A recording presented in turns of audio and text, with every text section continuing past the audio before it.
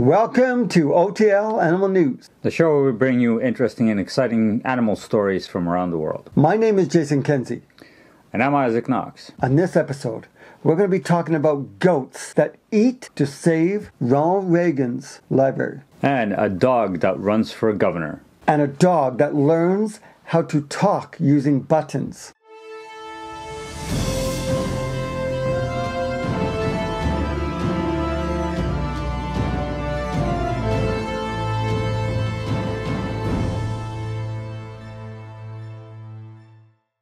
So this story is very cool. We go all the way to California.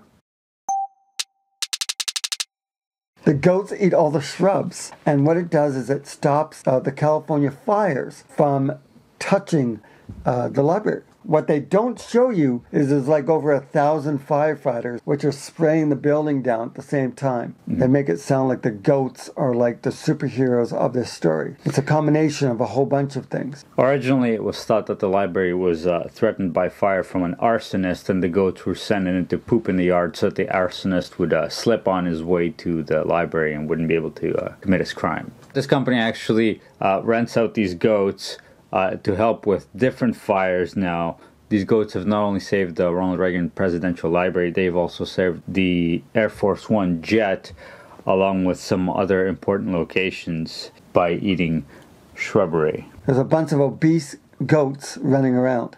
Actually, goats never stop because the food goes in and comes out as soon as it goes in. Like it goes in and then they poop. It's like a cycle. The company has tried putting these goats to the test on other places that are burning, like high-rise buildings. Unfortunately, there's no grass to eat there, and the goats fail.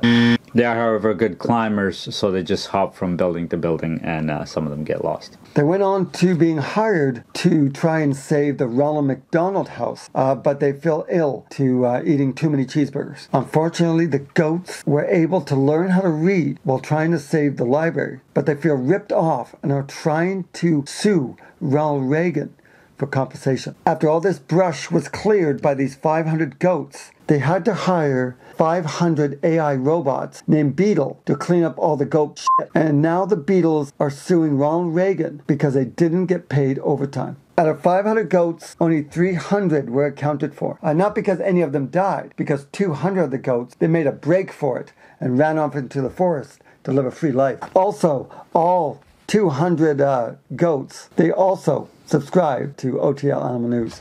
Please subscribe. Links down below. Thank you. Some of these goats have broken into the library and began to read. One of the goats actually was stuck in the politics section and is now running for governor. And as funny as that may sound, our next story is exactly about that. Angus Woolley, a long-haired pointer dog, is running for governor of Kansas. It seems like everyone and their dog is running for governor.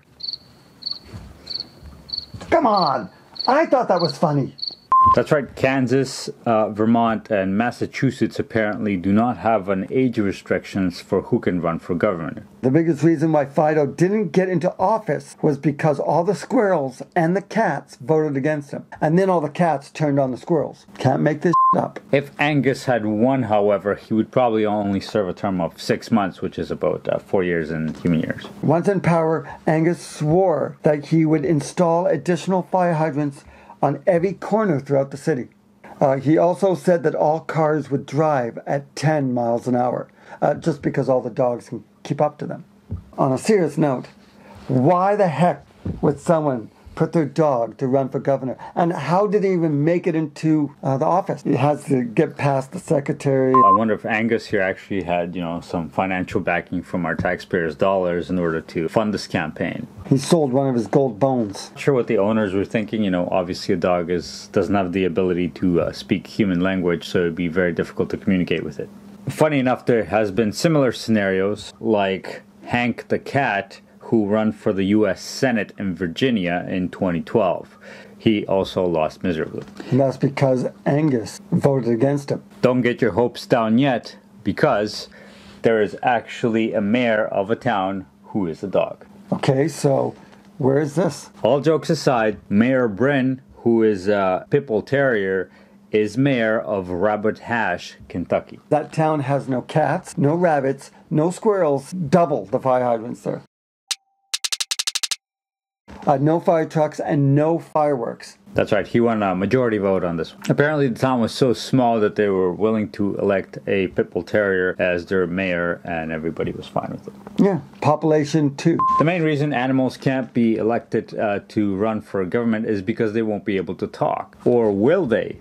Because our next story dives deep into that. This is crazy. A dog has learned to talk through buttons that the master had put on the floor, which is kind of ironic because most of the time dogs are on the floor. That's a good observation, Jason. Yeah, I went to school for this. When you press the button down, it speaks. I think some toy manufacturers make that for human children as well. There are little buttons that represent either colors or numbers, and you press it and it tells you what the color is or the number is. This dog, Stella, has a similar system. You can press the buttons and they say words, and she can sort of form a sentence. Although I'm not sure if the dog actually understands what the sentence says. Ironically, both dogs and kids both shit on the buttons, and they have to clean them up. Stella is so smart, she has subscribed by hitting the red button, and you can do the same thing by hitting the little red button down below. Subscribe. I even bought this collection of buttons for my own dog, and the first words that my dog said was, how do you like picking up my shit, before farting in my face and running off. I love my dog. Jason, by looking at the video of this dog pressing the buttons, you can't really make out what the buttons are speaking, and it almost looks like the dog just randomly presses. And the way the buttons are configured, it's like no matter what button the dog will press, it will sort of make a sentence. So I think that's cheating in a way, and I think we need a bit more science on this. Maybe make it a bit more complicated to see if the dog actually understands what she's doing.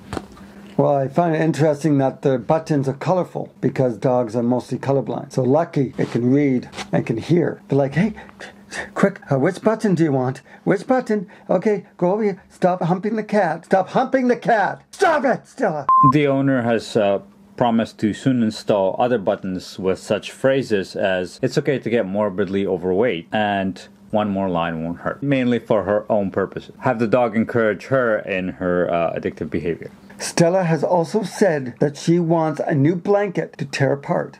And if she doesn't get it, she's going to shit all over your bed. Again. So true. Can't make shit up. Thank you very much for watching another episode. This just in. When Angus realized that he wasn't getting into power, he quickly went onto Amazon and he bought a set of buttons so he could say his piece. It read, F*** you all. Don't forget to hit that red subscribe button as well as the notification bell to notify you every time we upload. And we have links to all the stories that we've talked about today. And we have a secret link down below. But remember to vote and to support your local animal rescues. See you next week. Have a good night, everybody.